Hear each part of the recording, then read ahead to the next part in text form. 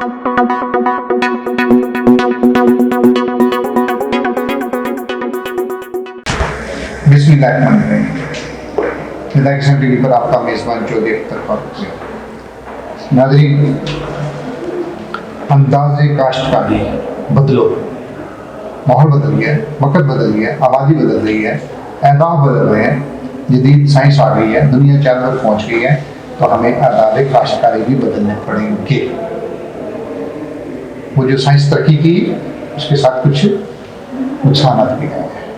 तहकीक के बाद पता लगा कि नहीं, वो नहीं, ये बेहतर है। आज क्या बेहतर है? आज का मौजूद ये है। आज हमारे मेहमान हैं हैदराबाद साहब, बहुत सोशल मीडिया पे एक्टिव हैं, फार्मर के लिए काम करते हैं, उनकी बहुत करीब है, और उनका मौजूद है कि ऑर्गेनिक फार्मिंग। जी, ऑर्गेनिक फार्मिंग के हवाले से वो आज बात करेंगे। अस्सलाम वालेकुम। वालेकुम अस्सलाम जी। सर, ये ऑर्गेनिक फार्मिंग है क्या? एक्चुअली जो आजकल के दौर में आपने देखा है, एक बहुत जो है ना ट्रेंड चल पड़ा है ऑर्गेनिक का, कि ऑर्गेनिक जो है ना जितनी भी प्रोडक्ट्स आ रही हैं, वेजिटेबल्स हैं, फ्रूट्स हैं, और काफ़ी सारी चीज़ें हैं इसमें, कि ऑर्गेनिक है कि बिल्कुल, यानी कि आप समझ लें कि घर में जैसे एक मुर्गी रखी होती है ना देसी, तो देसी मुर्गी की आजकल आप जब ढूंढने निकलें तो मिलती नहीं है, ना देसी अंडा मिलता है ना देसी मुर्गी मिलती है। तो इसी तरीके से हमारे यहाँ जितनी अभी वेजिटेबल्स यूज़ हो रही हैं, खुराक जो यूज़ हो रही है, फार्मर जितना भी चीज़ें मार्केट में लेके आ रहा है, वो सारी की सारी जो है ना वो ऑर्गेनिक नहीं है। ऑर्गेनिक एक स्पेशल जो है ना चीज़ है ये, यानी कि जो दुनिया है आस्ता आस्ता अपनी जो पीछे हमारी जो रवायती चीज़ें थी, हम जिन चीज़ों को हमारे देहात में जो हमारे बड़े यूज़ करते थे वो रवायती चीज़ें थी, आजकल हम जो है ना वो स्प्रे मेडिसन, फसल को हम बढ़ाने के लिए मुख्तलिफ स्प्रे करते हैं, मुख्तलिफ चीज़ें जो है ना इन्वॉल्व करते हैं ताकि हमारी पैदावार ज़्यादा हो, लेकिन उससे हमारी जो एनवायरनमेंट है वो बहुत ज़्यादा लॉस हुआ है।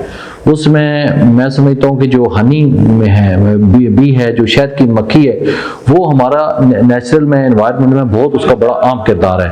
तो उसकी जो कमी महसूस हुई, आप देखते होंगे कि जो हनी है, असली जो शहद कहीं से मिलता है ना छोटी मक्खी का, वो चाहे बड़ी मक्खी का हो, तो वो बेरी का हो, फुलाई का हो, हमारे इलाके में जो है ना सरसों का जब सीज़न होता है तो बहुत ज़्यादा अभी जो है ना फार्मर हजरात हनी बी के वो जो है फार्मर डब्बे रखते हैं, तो इसमें जो है उसका भी बहुत ज़्यादा लॉस हुआ है।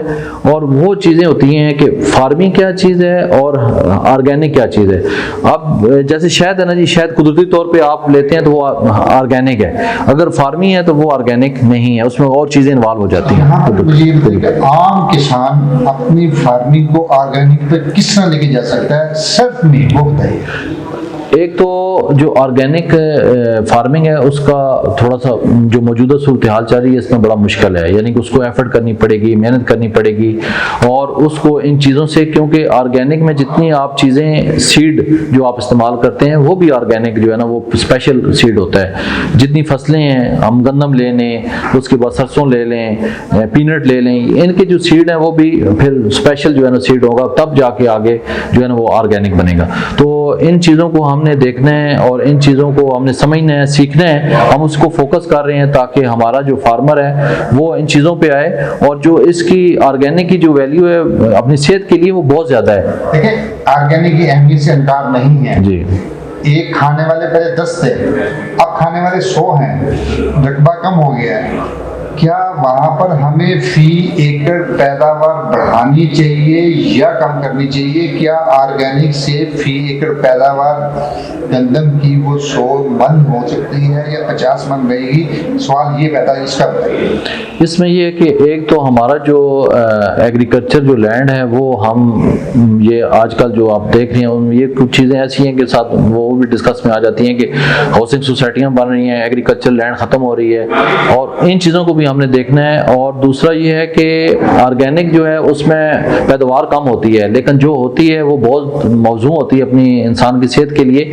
इसमें मैं चाहता हूँ कि जो हमारा नौजवान है जो अभी मुख्तलिफ इस एग्रीकल्चर से हट रहा है, या जिन्होंने एग्रीकल्चर पढ़ी हुई है, मैं गवर्नमेंट से भी अपने इस प्लेटफॉर्म से कहूँगा कि जो हमारे पास लैंड गवर्नमेंट की पड़ी हुई हैं उनको भी यूटिलाइज किया जाए, और उन नौजवानों को जो एजुकेशन हासिल कर रहे हैं, जो इसको सिस्टम को समझ रहे हैं, उनको इसके साथ अटैच किया जाए। और हमारा जो प्लेटफॉर्म है सेवियर्स का, हमारे साथ एग्रीकल्चर एडिड यूनिवर्सिटी अटैच है, फैसलाबाद एग्रीकल्चर यूनिवर्सिटी के नौजवान अटैच हैं, उनको हम कोशिश कर रहे हैं कि इन चीज़ों के ऊपर लेके आएँ और हम यहाँ पे अपनी खुराक घर की, मैं समझता हूँ कि घर में ज़रूरत होती है सब्जियों की, रोज़मर्रा की जो ज़िंदगी में शामिल होती हैं, तो उसमें हम चाह रहे हैं कि लोग अपनी ऑर्गेनिक प्रोडक्ट्स घर में तैयार करें, किचन गार्डन पे आए। आपकी बातों से भी ऐसे महसूस होता है ऑर्गेनिक फीड जो सी है, ऑर्गेनिक फूड और फीड दोनों ही जेंटली क्लास इस्तेमाल कर सकती है। इस पर कॉस्ट ज़्यादा आती है, इसकी प्रोडक्शन कम होती है और खरीदने बेचने में भी महंगी है। क्या ये बात दुरुस्त है? जी ये बिल्कुल बात दुरुस्त है, क्योंकि इसका जो वैल्यू है वो भी बहुत आम है और इसको हाई जेंटी ज़्यादा यूज़ करती है। और जो बड़े जितने बड़े स्टोर हैं उन पे ऑर्गेनिक जो है ना वो चीज़ें मिल रही होती हैं।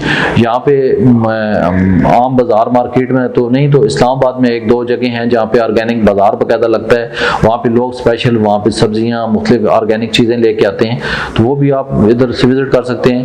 और इसके लिए बस बेहतर मेरा जो मशवरा यही है, या अपने भाइयों को, फार्मर को, या मेरे जो भी पैगाम सुनने वाले हैं, कि हम अपने तौर पे जो है ना इस पे ऊपर जो है ना वो काम करें और चीज़ें छोटी छोटी घर में जो है ना किचन गार्डन के हवाले से हम अपना काम कर सकते हैं। अपनी ज़रूरत ज़िंदगी की जो चीज़ें हैं वो हम अपने घर से मुहैया अपने लिए पैदा कर सकते हैं और वो ऑर्गेनिक होंगी। जी नाज़रीन, आपने हैदर अली अवान साहब की सारी बातें सुनी, टॉपिक था ऑर्गेनिक। इसका नतीजा ये निकला है कि जो क्वालिटी कॉन्शियस लोग हैं उनके लिए है, इसकी प्रोडक्शन में, इसको सेल करने में अगर खर्चा लगता है तो आमदनी बहुत ज़्यादा, क्वांटिटी थोड़ी, इनकम ज़्यादा, बिल्कुल इसमें कोई शक नहीं है। अगर आप अपनी आमदन में इजाफा करने जाते हैं, रकबे थोड़े रह गए हैं, आप इसको घरेलू सतह पर अपने इस पर छोटे, अब रकबे कम हो गए हैं, तो जब रकबे कम हो गए हैं तो छोटे पैमाने पर आप ऑर्गेनिक फार्मिंग कर सकते हैं आप, और वो बड़े बड़े स्टोरों पे मिल जाती है और वहाँ पर उसकी प्रोडक्ट जो है आप जो लगाएंगे उसकी अच्छी भली कीमत मिलेगी। जो क्वालिटी कॉन्शियस लोग हैं वो आपके खिलाएंगे। अब आपने कारोबार करना है, फैसला आपने करना है। ये क्वालिटी कॉन्शियस लोगों को देना है कि आम इंसानों के लिए फराहम करना है। 12 दोनों तक के मौजूद हैं, फैसला आपने करना है कि ऑर्गेनिक नॉन ऑर्गेनिक। लेकिन एक बात जरूर है कि साइंस ने तरक्की की जरूरत की है, तहजीब तरक्की कर रही है, सब कुछ हो रहा है, लेकिन अपने साथ बेइंतहा मसाइल है।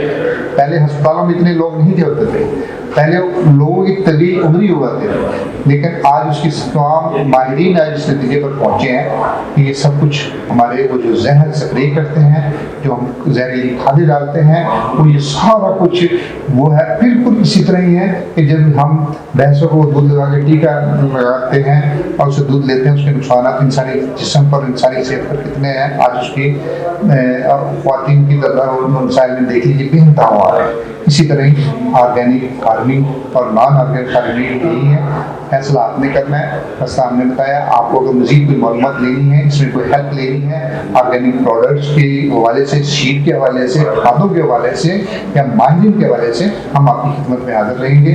नीचे हमारा नंबर चल रहा है, हम आपके वक्त आपके साथ हैं। रात हो, दिन हो, गमी हो, खुशी हो, निदाई किसान टीवी किसानों की रहनुमाई के लिए हर वक्त हर जगह पर मौजूद है और हमारा मैगजीन आपको मिलता रहेगा।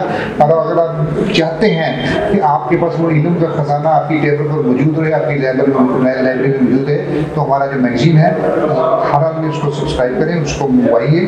जब तक के लिए अपने मेज़बान चौधरी अख्तर फारूक को इजाज़त दी, इंशाल्लाह फिर मुलाकात होगी। किसान जिंदाबाद, पाकिस्तान पाइंदाबाद।